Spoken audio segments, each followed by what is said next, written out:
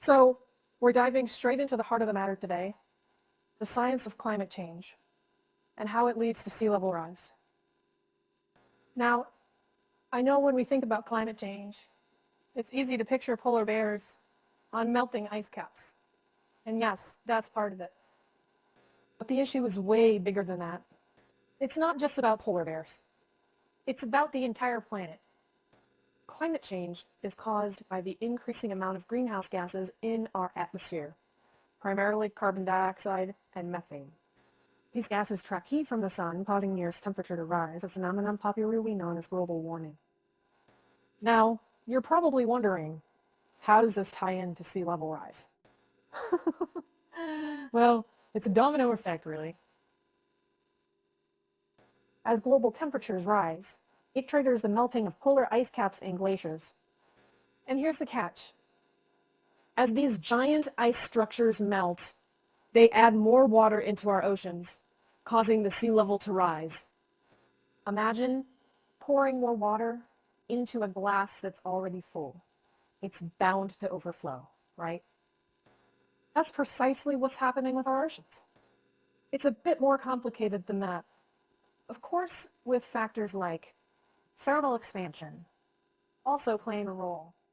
But at its core, that's the basic connection between climate change, the melting of ice caps, and rising sea levels. So the melting ice caps and glaciers aren't just a problem for the polar bears, they're a problem for all of us. Because as the sea levels rise, it increases the risk of coastal flooding, and that can have some serious consequences. But we'll get to that later.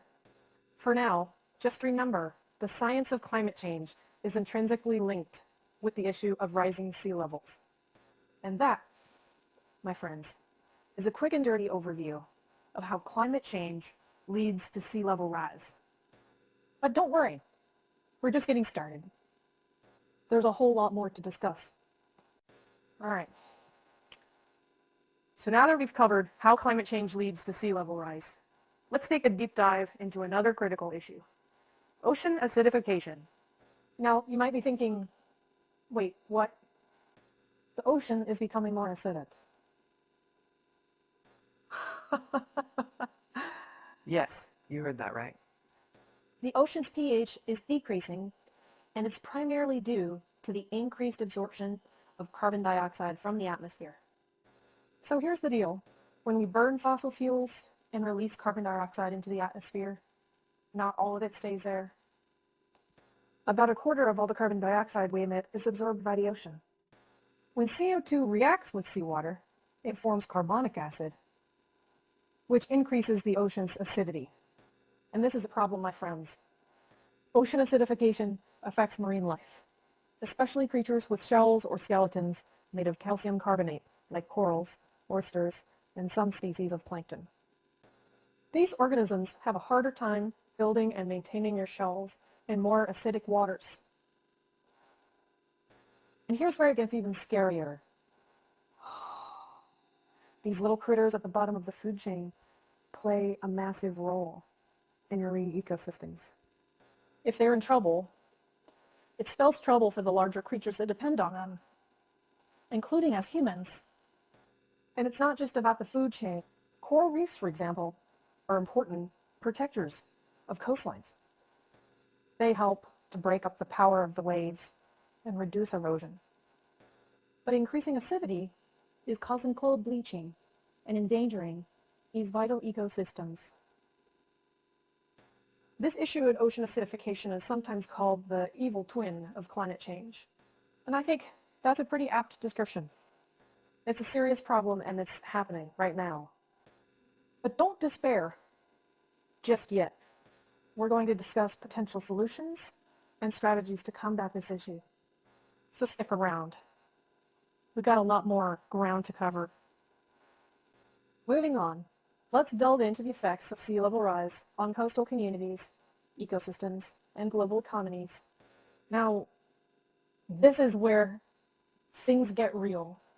We've talked about the science, but what does it mean for us, for our homes, for our livelihoods? The truth is, sea level rise is not some distant problem. It's happening right now, and it's affecting people all over the world. Coastal communities are at the forefront of this crisis. As sea levels rise, these areas are increasingly prone to flooding, especially during storms. This can lead to property damage and, in severe cases, displacement of people. And it's not just about losing homes. Sea level rise also threatens crucial infrastructure, like roads, bridges, power plants, and sewage treatment plants. When these are compromised, they can disrupt essential services and pose a risk to public health. Then we have the ecosystems. Coastal environments, like salt marshes, mangroves, and coral reefs, are particularly vulnerable. These habitats are home to a diverse range of species and are crucial for maintaining biodiversity. As sea levels rise, these ecosystems can be damaged or destroyed, leading to loss of species and disruption of ecological balance. And then there's the economic impact. Coastal areas often depend heavily on tourism and fishing.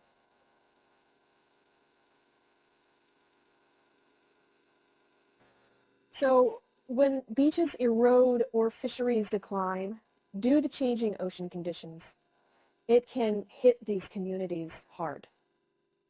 But the economic impact extends beyond just coastal areas. Think about it. Major cities like New York, Shanghai, and Mumbai are all located by the sea. If these cities are at risk, it can have significant implications for the global economy. So, the effects of sea level rise are far-reaching and potentially devastating. But hang tight, because our next topic is a glimmer of hope amongst all this. We're going to delve into potential solutions and adaptation strategies to combat sea level rise and ocean acidification. So don't go anywhere. Now that we've covered the impacts of sea level rise and ocean acidification, it's time to look at the brighter side of things.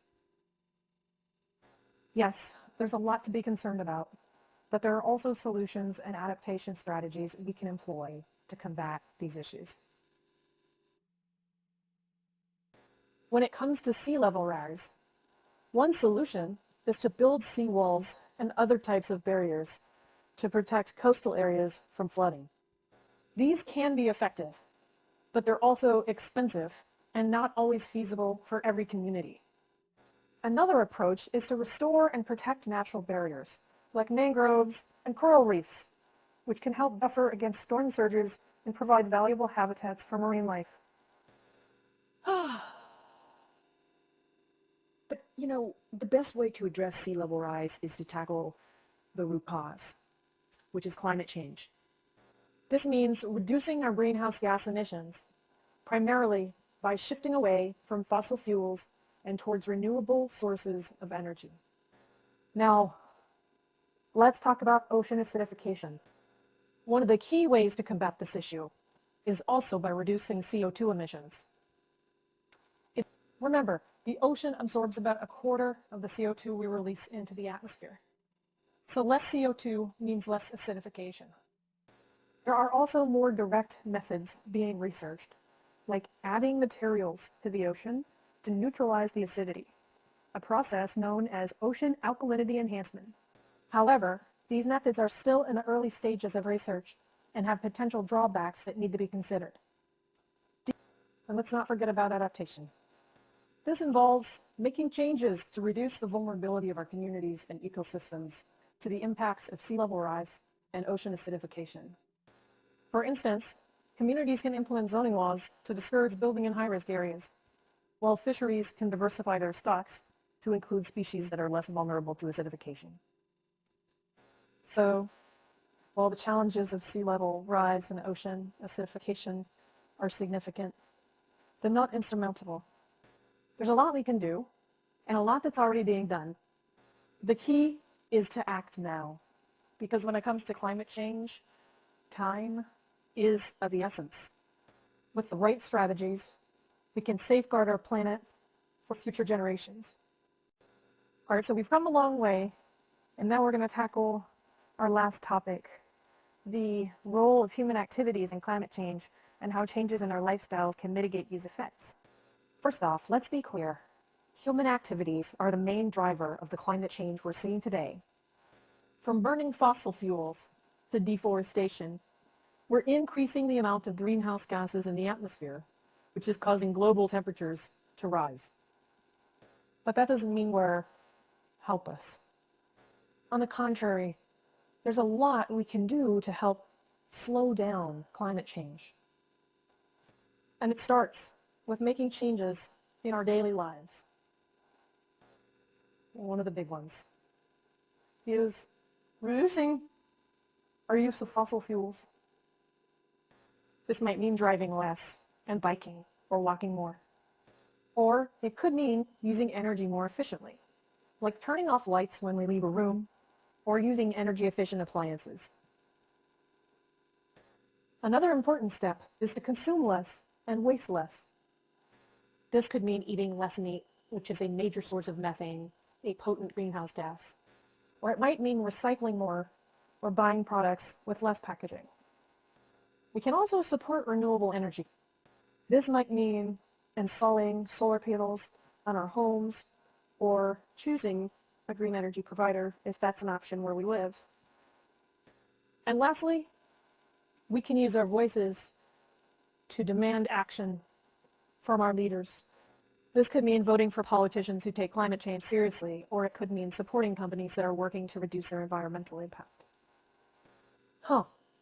So there you have it, folks. Climate change, sea level rise, and ocean acidification are big problems. No doubt about it. But they're problems we can tackle. Each one of us can make a difference. And together, we can make a big difference.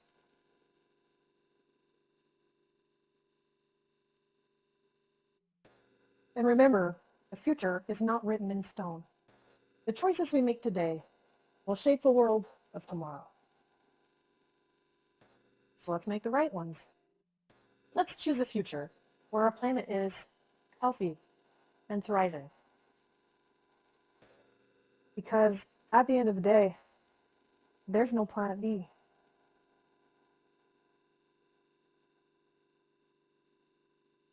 We've got this one, and it's up to us to protect it.